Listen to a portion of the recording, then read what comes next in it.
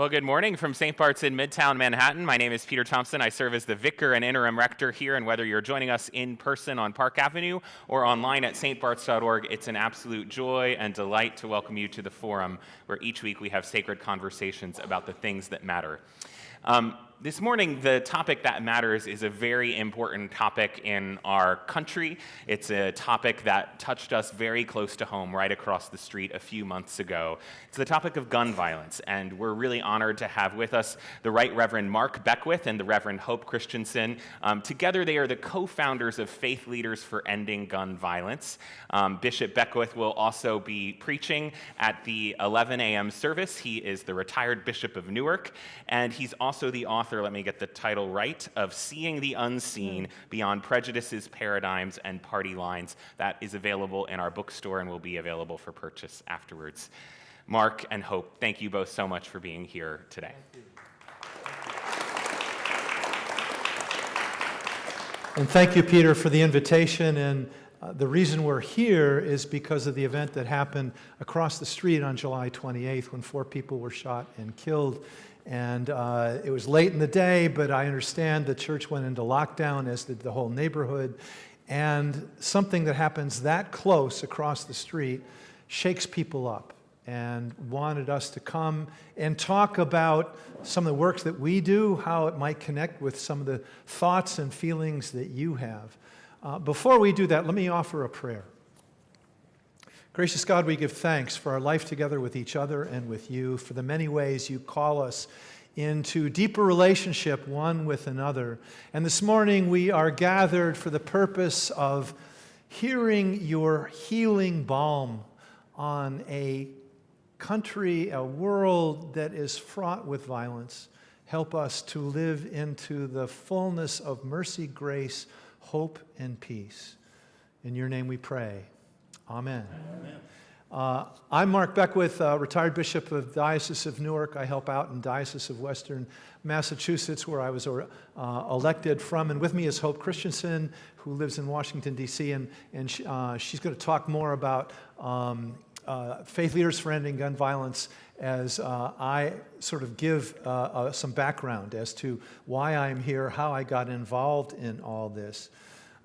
Several years ago, actually in 2012, 3 colleagues of mine and I decided we wanted to do something about gun violence.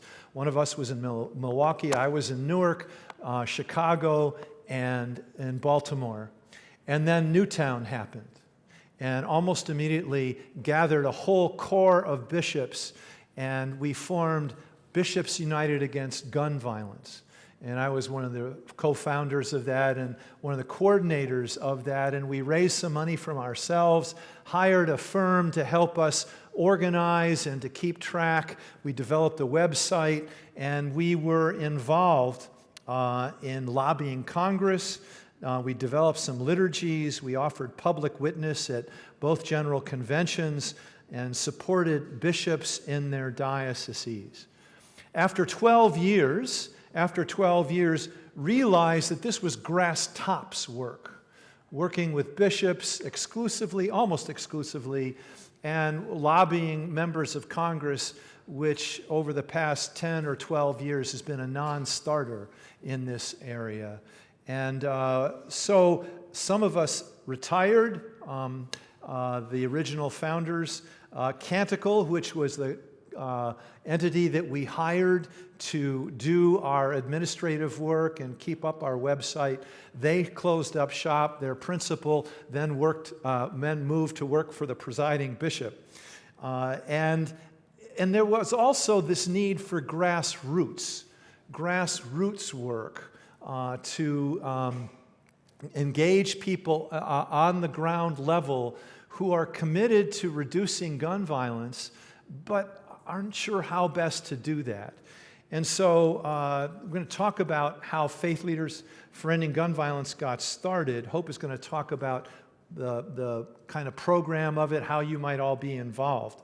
And that started with a witness that we planned at the NRA convention in Houston on their 100th anniversary, 150th, I can't remember. It was going to be in Houston, and we were going to offer an alternative witness at the NRA convention. And this was 2 or 3 years ago. That convention got canceled. President Trump was going to come, and we were going to do all sorts of things. And we did all this organizing, decided that organizing can't go to waste. So some of us who organized the event in Houston decided we wanted to continue, and we met at the National Cathedral 3 years ago, and we were members of Christian communities. And we decided we wanted to limit ourselves to Christian communities because the fault line around gun violence and the difference and the dissonance in gun violence is really in the Christian community. So we gathered a bunch of Christian leaders, some mainline leaders. Marianne Buddy was part of that original group, Bonnie Perry, who's the Bishop of Michigan, and several evangelical leaders as well who were committed to gun violence. And our theologies may have been very different, but our commitment to reducing gun violence was very much the same. So we created a network and want to build on that. And before Hope tells a little bit more about faith leaders for ending gun violence, I want to tell a story that I shared, and I'll do a little more broadly. I shared in the sermon at the 9 o'clock service. I'll do it again at the 11 o'clock service. Well, a couple things that I've learned. One thing that I think is very, very important in reducing gun violence is community violence intervention programs, CVI, community violence intervention programs, which involve trained people to work in places in communities where violence has a history of happening. Baltimore has a very successful CVI program, and it works if they have funding, and this is a big and, if they can work with police departments, because they have to figure out the turf, who is doing what. And in some communities that's worked well because there is funding and there's a symbiotic relationship between the community leaders who are not police and the police department. There's another dimension of this. It's called HVIP, Hospital Violence Intervention Programs. And hospital violence intervention programs involve Trauma One hospitals, which receive a lot of gun violence in their emergency rooms. And typically what happens, somebody gets injured or killed or whatever, and the issue is dealt with in the emergency room, or that person is sent to the OR, and the case gets closed. Either the person dies or the person heals, and that's it. Hospital violence intervention programs involve extending the person going home and going home with all sorts of supports, because the impact on the family, on the neighborhood is huge.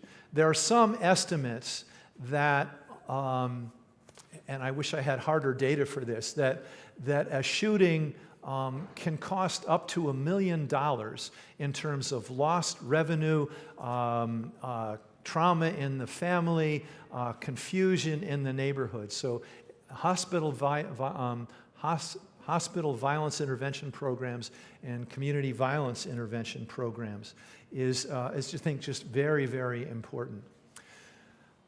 As I was engaged in this work, and I began it after the Newtown shooting in 2012, the 13th anniversary is coming up in December, I decided that I would go to a gun show. I was living in Massachusetts at the time, and I went to a gun show, and I stood out like a sore thumb. I was dressed sort of informally, but there were all these men, and there were all these, most of the guns that were being sold were antique guns. I remember one from the Civil War went for $25,000, and there were a lot of collectors there. And then there were a lot of accessories, holsters and bullets and this and the other. As I was listening to conversation, I was listening to language that I didn't understand. I just didn't understand it. Not that they weren't speaking English, but they were talking about the intricacies of guns, the use of guns, and I didn't know any of that. The last time and the only time I shot a gun when I was a Boy Scout at age 12. So this is something that I didn't know. And as I'm listening to these conversations that I really didn't understand, it became clear to me that guns are a foundational part of American culture. Now, we may not want to acknowledge that, but there it is. And I've always been part of American culture. Always been a part of American culture. And some of the resistance, not all, but some of the resistance to the gun rights culture is the fear that not only are going to take away their guns, but wipe out that culture. And I realized in that gun show experience that I come at this with a level of arrogance and self-righteousness that just triggers the other side.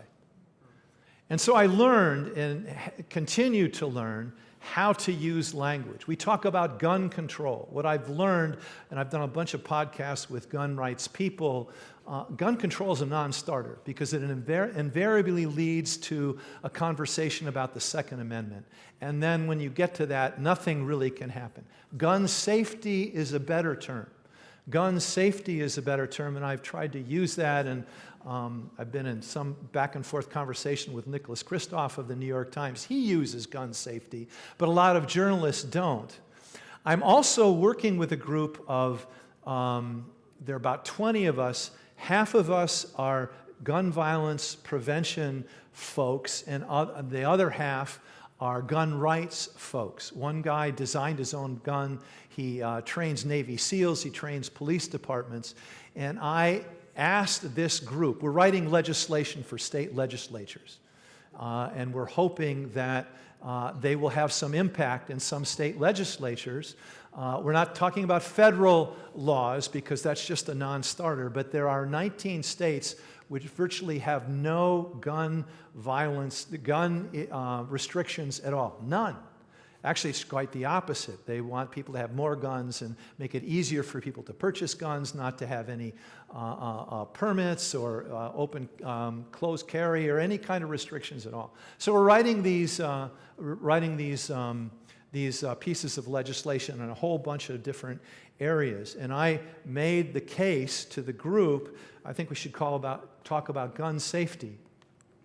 And this guy who designed his own gun and sells guns and trains people in the use of guns challenged me on that very graciously. And he said, my experience, when people talk about gun safety, it's a hidden language that they want to get rid of guns. That's not gun safety. And I thought, there's another form of arrogance. So working at how we can talk to one another. The final thing I want to talk about before I turn it over to Hope and the Mandorla picture. The other group that I work with closely is a national movement called Braver Angels. And I know David Blankenhorn was here. He's the founder of Braver Angels, and he was going to be here today, but he got sick, so he's not able to come. He and I have worked together for 8 years. Braver Angels is a movement to depolarize America. Not to pull one side to the other, but to see if we can find common ground. I refer to Braver Angels as the secular version of the Anglican movement.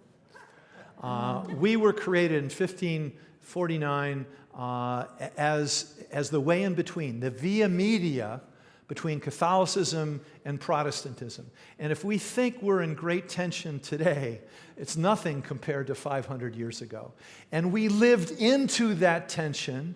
And when you do that honestly and you stick with it, something can emerge, which is what happened with us. And my hope for Braver Angels is that will be the case. And Via Media is not about compromise, but understanding the other extreme, being able to understand the other extreme and to accept, acknowledge, and embrace that someone who is on the opposite end is still a child of God and carries the face of Christ in them.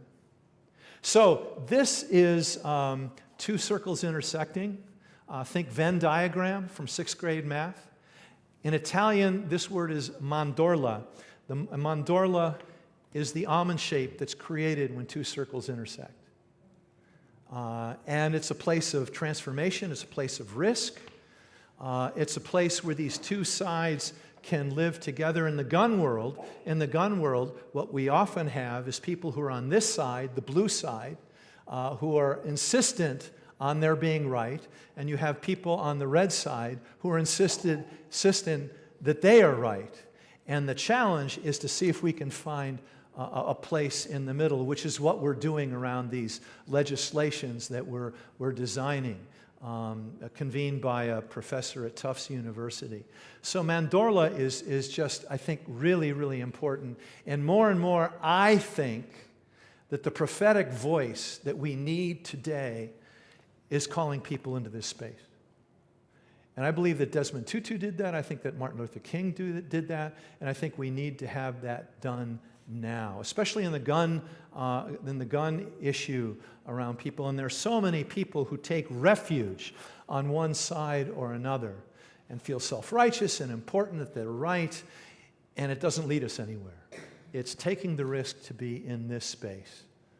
So let me stop there and turn it on to Hope, who is going to talk about Faith Leaders for Ending Gun Violence and how you all could be engaged in this work. Hope.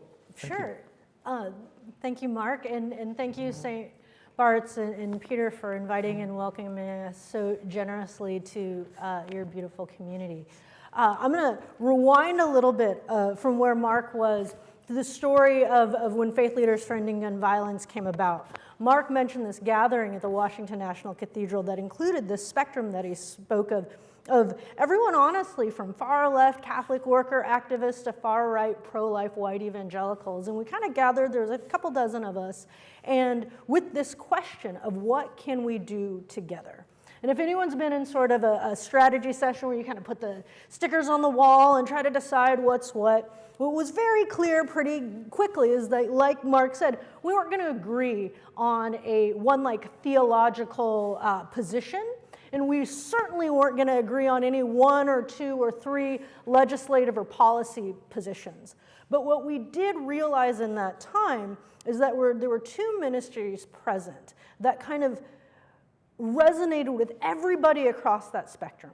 One, some of you may be familiar with the Guns to Garden Tools movement, where they take unwanted firearms and blacksmith them and hammer them into garden tools and other pieces of art. So the narrative of transformation, of telling the story about the impact of firearms in the lives of people in a new and transformative way, that resonated across the difference in that room. And the other piece that resonated across the difference in that room was the work of Clergy for Safe Cities, the 67th Precinct Clergy Counselor of the God Squad, which is kind of close by your neighbors in Brooklyn, where they had spent several years building a network of clergy that was just in their 9-city block area.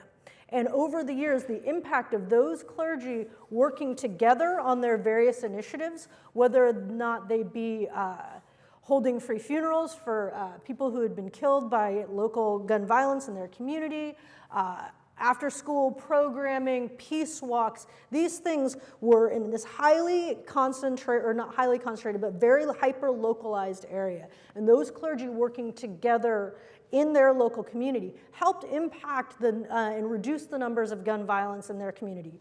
Both of these two stories, transformation and local connection, resonated with this group of national leaders. And we played around with different ideas do we create a group that kind of comes in at instances of highly visible, mass shootings or instances kind of like where this group of 12, a couple dozen national leaders show up for local communities, or spend some more time discerning how we can help lift up these messages of transformation and connection, local connection.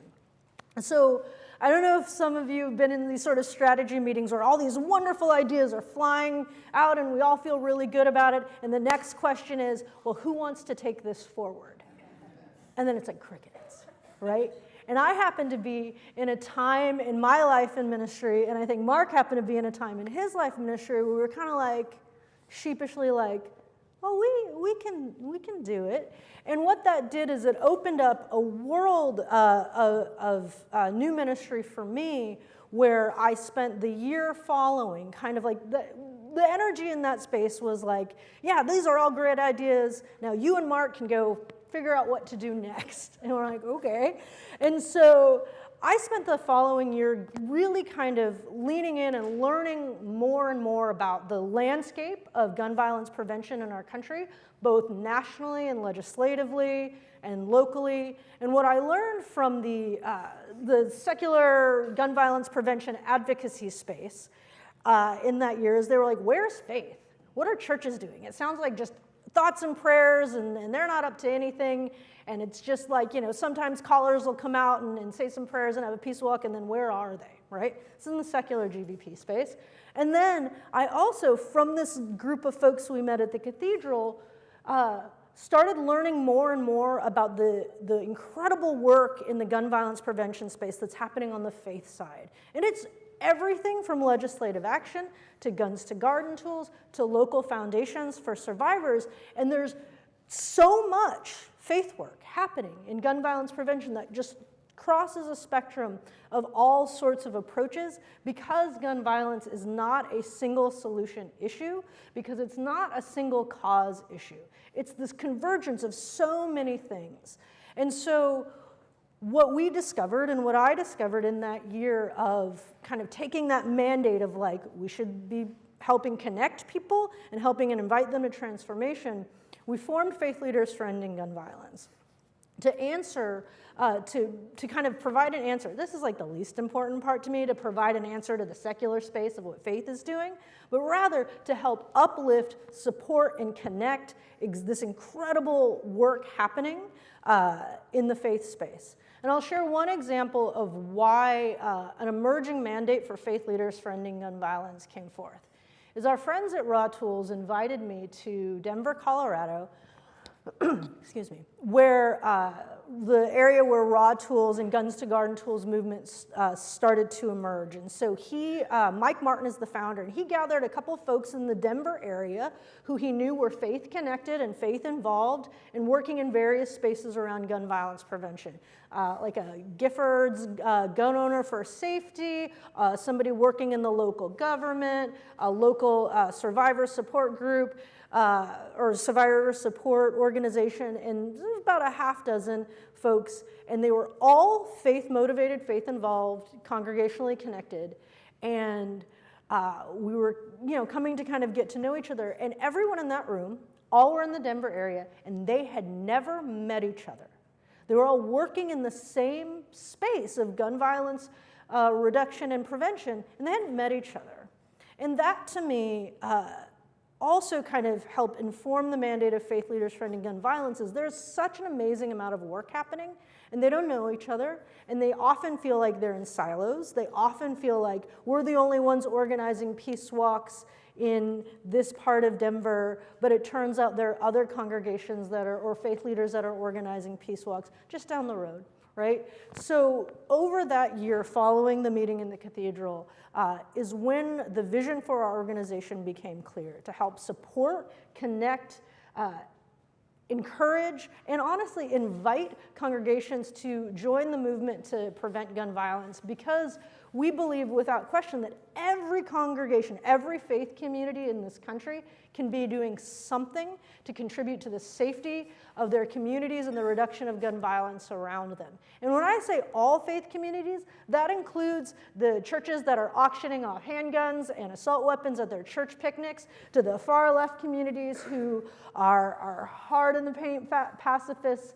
Everyone is called to contribute to gun violence prevention, but in a way that is accessible and resonant and meaningful to their communities. So the churches over here may be focused on safe storage and suicide prevention, and congregations over here may be really focused on how they can advance reasonable firearm safety legislation, and anything in between.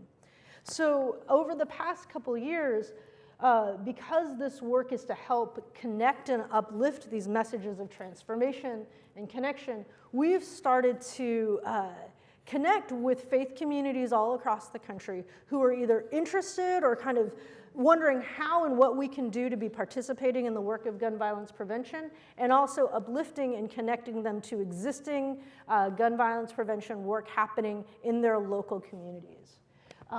These are just some of the partners and communities that we're working with, and this is just like a few names that you may or may not recognize: Bishops United, Presbyterian Peace Fellowship, of course, Raw Tools and Clergy for Safe Cities, but so much more of so a lot of our connection is helping to partner with these organizations to help get their messages out, to help, there's many communities where Guns to Gardens really resonates, and they have the means and interest to do it.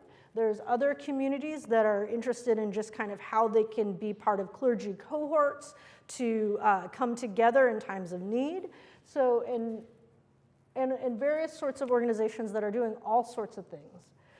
When I set out on this work a couple of years ago, I did not realize that I was going to be like an app developer or a platform developer, but what ended up happening out of this need was a question of like, how can we easily help connect folks? So we developed what we're calling the Faith Action Map.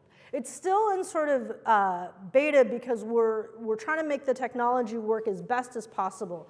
But the purpose of the Faith Action Map is to uplift the existing work and help people to find it in their local communities. This is a kind of recent snapshot of some of the congregations, organizations, foundations, networks, denominational ministries, and missions that are represented on the Faith Action Map. It's a growing network with the purposes of helping people identify like who is where they are and who also is doing the same sort of work across the country. And under these various categories of things like advocacy and engagement, community outreach and education, spiritual care and vigils, we're partnered with Newtown Action Alliance, and every year in December we encourage faith communities to consider holding vigils for survivors and victims of gun violence in their communities. There's the national vigil that happens at St. Mark's Episcopal Church on Capitol Hill in DC, but also there is a movement of congregations across the country and communities across the country hosting local vigils in December. Things like interfaith and collaborative initiatives, youth empowerment and engagement, educational workshops, art exhibits, any sort of category that this work can fall under, we serve to kind of uplift them and create a place where people can find them. I've discovered over the past year that this is particularly helpful for sometimes smaller communities that don't have a super active web presence to be able to share about their gun violence prevention work. And also there's another side to this where we have an events map and calendar that people can list their events and activities related to gun violence prevention. One thing that I've discovered over the past few years with this particular platform is it's really, you'll notice the anvils and the leaves. It's because of our relationship with Raw Tools and Guns to Gardens. Turns out this technology is helpful for individual organizations to list their activities and list their various locations. In the coming months, we've recently partnered with Ceasefire PA and With One Voice, which is their new state interfaith initiative, and they're able to use our platform to showcase just the Pennsylvania faith communities that are involved in their network, and through technology magic, we're able to provide a map that can live in their space and serve their communities directly. So that was a lot about what we've been doing, but most of all, what has been most important and encouraging to me is the opportunity to invite congregations like St. Bart's and others to be thinking about what is their relationship to safety in their community, what is their relationship to firearm-related harm and violence, and what sort of work they may be called to do in this space. Call upon your questions just for a moment, but one thing that I think is I've discovered is there is a desire and a willingness to work on the area of suicide. Over half of gun deaths are suicide. I live in New Hampshire, 80% of gun deaths are suicide. Massachusetts and New York, I think, have a lower rate of gun suicide because the laws here are more restrictive and it makes it harder for people to take their own life. But there are people on the gun rights side and the gun violence prevention side who want to work together on reducing suicide. And that's been something that is a way in to get people to talk about this, to work on this together. Comments, questions, concerns? So if you're here in the room, there are question cards. Stephanie Terrell will come around with them. Just raise your hand and she'll come to you. If you're joining us online, you can type your questions into the live chat on YouTube, the comments on Facebook, or anyone can email me, pthompson@stbarts.org. Kind of picking up where you left off, Bishop, there's a question around mental health and its role in gun violence prevention. You spoke about suicide, but mental health is something that comes up a lot in discussions about gun violence. Yeah, and both sides use a lot of code words, and some of the and in some ways it is an issue, certainly. And the gun rights folks say, well, we got to focus on mental illness, and yes. We need to do that, but at the same time, we need to do a better job, it seems to me, to get guns out of the hands of people who could do harm. And that is a really challenging thing. The work that I've been doing with these, as we're writing legislation, one thing that became clear, it's one of these things where not everybody feels happy about what we come up with. One thing that we are deciding not to do or pursue is a gun registration. There are a lot of states that don't have gun registration. Why is that? People on the gun rights side will say, oh, if we have gun registration, people are going to come after our guns. That happened in Nazi Germany, it could happen here. So that becomes a non-starter. Mental health is, I think, an important component of it. The community violence intervention, which trains people often in mental health.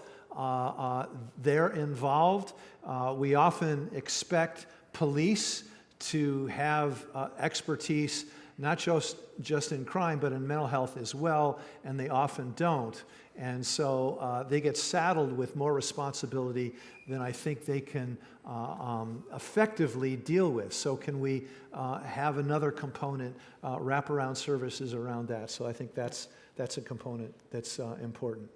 And I would add to that, and you laid out really well, is oftentimes with the various language and issues related and causes of gun violence, there's an advocacy piece, and there's an action piece and an implementation piece, and oftentimes they're in relationship to each other, and sometimes they're not. An example of when they're in relationship to each other is, so there's been good advocacy in areas around what are called extreme risk protection orders and IRPA laws, and a number of states have done the good work legislatively to get those passed, but then once they're passed, how are they implemented? How are they put into practice? And then the question of where do faith communities fall in that?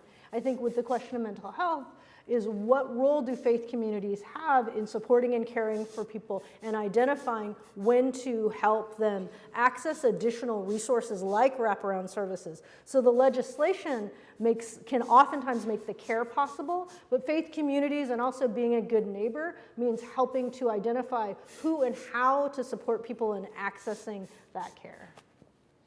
Okay, we have lots of great questions. I'm going to try to fit in as many as possible.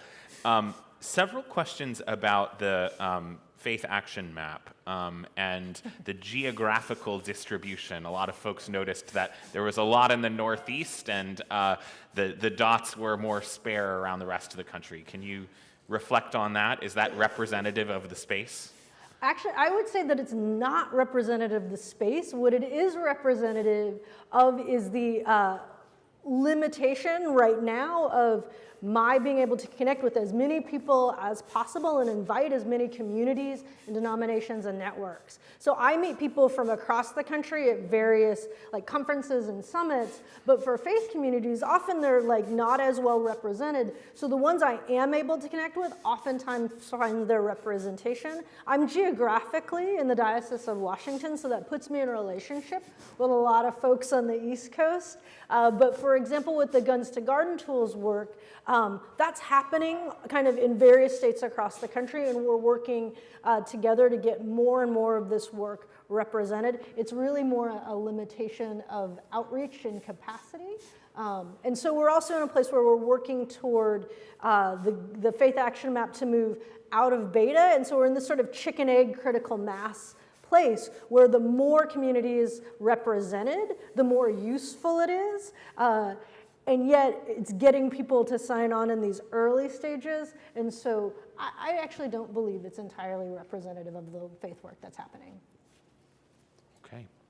There are questions about open carry laws and also gun-free zones. How do legal designations mechanisms like these play a role in gun violence prevention? Well, they're fraught. Yeah, they're fraught, and you know, almost everything has a political dimension to it, and they're freighted with that. So, open carry is something important. When this group of people met, that were writing legislation for state legislatures, we had 3 people who came to our meeting in Denver when we were talking through all this stuff, and they brought their guns with them. And you can bring a gun on an airplane if it's in a case and it's locked. And is that open carry? It's if you declare it, it's okay. You can bring a gun on an airplane. And a lot of this stuff I didn't know. It's not related to the question, but something that I've learned. There's this movement on the part of many people in the GVP space, gun violence prevention space, to reduce or ban assault weapons. And I remember saying that to a gun rights person, and he said, "You don't know what you're talking about. They're not assault weapons. They're semi-assault weapons." And that distinction sort of indicates the level of miscommunication that we have one with another, and the unwillingness or the inability to understand where people are coming from. And that's a real problem. Yeah.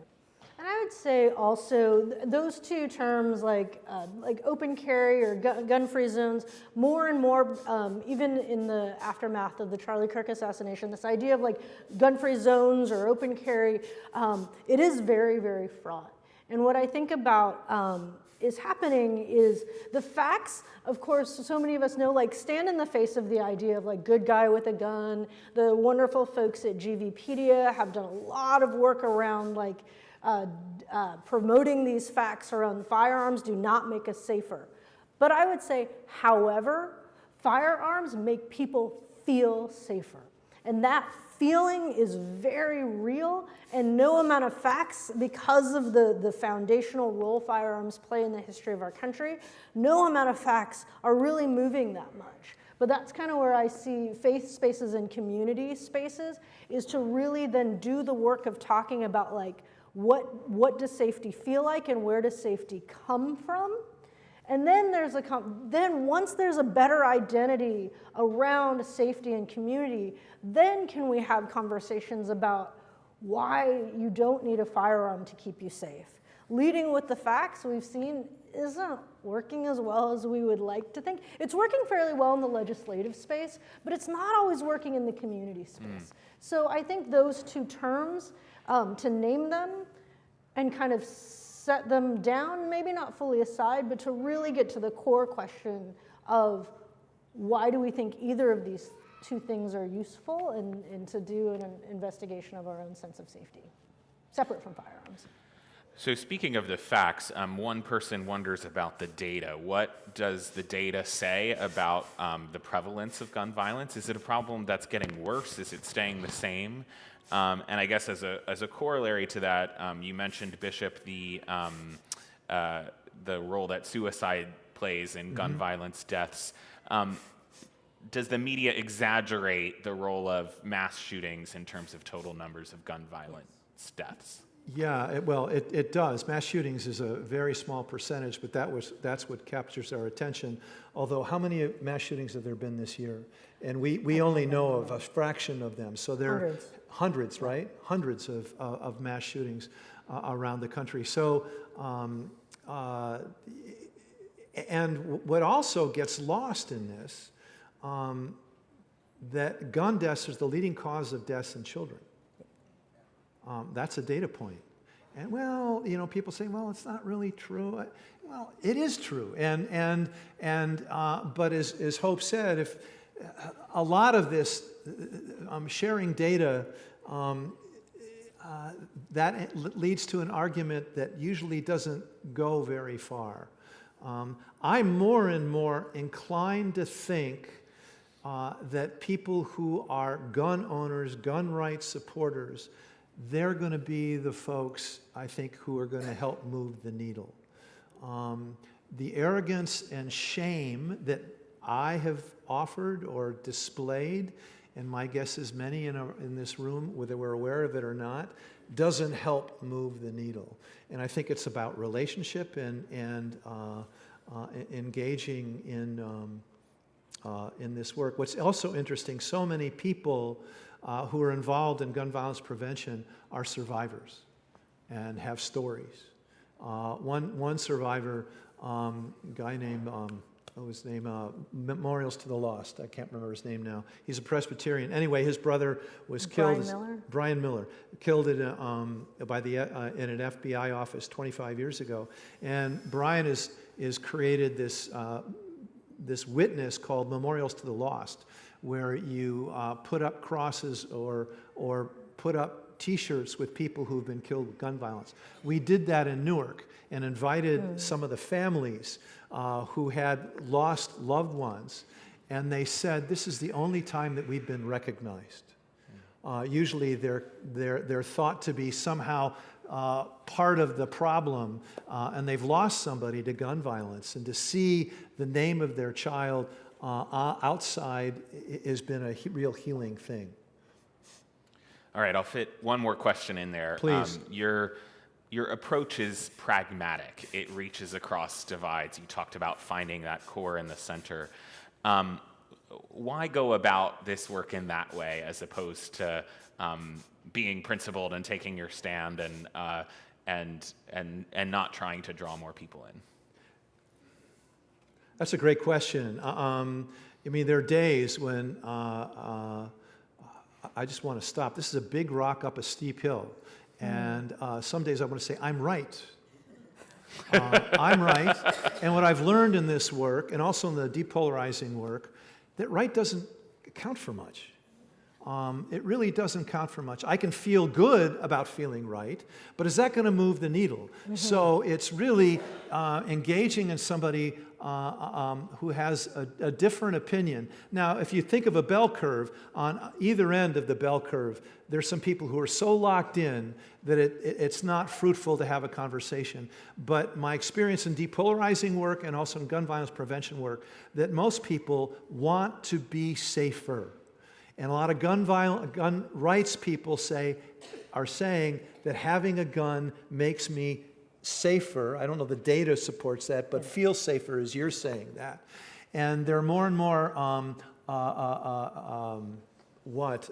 accessories that can, what do you call them? The personal,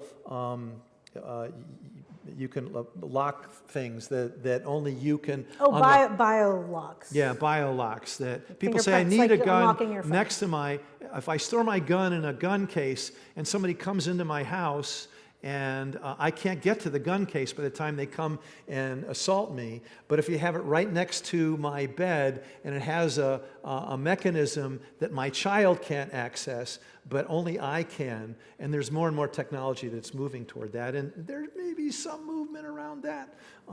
Maybe. It's just, again, there's a great defensiveness around this. And I would say, I'm going to do this slide.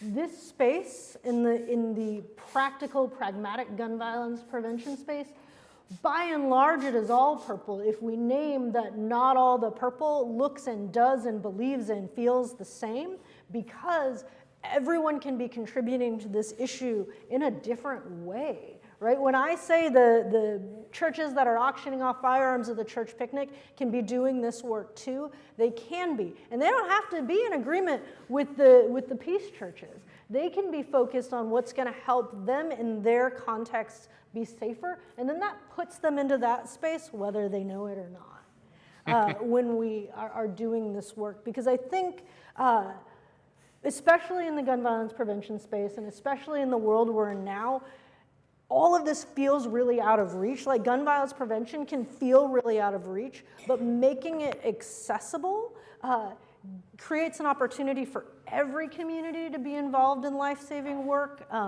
even if they think they belong in that space or not. One other component of it, if there's an abandoned piece of property in a city, and there's an attempt to either offer plantings or clean it up, there's a direct correlation to reducing gun violence. Direct correlation. So that sort of thing, and the data is out there. So when we're offering that kind of commitment to a community, then that really reduces the impulse to violence, and more research is being shown around that. So these are all things that I think that we're able to do and need to think about. And one last story. Corey Brooks is a pastor in Chicago, and in his congregation, he's on the south side. In 1 year, 25 young men lost their lives to gun violence, either in his neighborhood or in his congregation, or both. So what does he do? He goes up on the top floor, 11th floor of a building that's been abandoned, and spends 11 months up there. He's known as the rooftop pastor, and he became kind of a cause célèbre of Chicago. All the Chicago Bulls went up there. Somebody from Clergy Safe Cities went up there. In the course of time, he raised $28 million over 11 months to build a community center which would reduce gun violence. It's not going to solve gun violence, it's going to reduce it.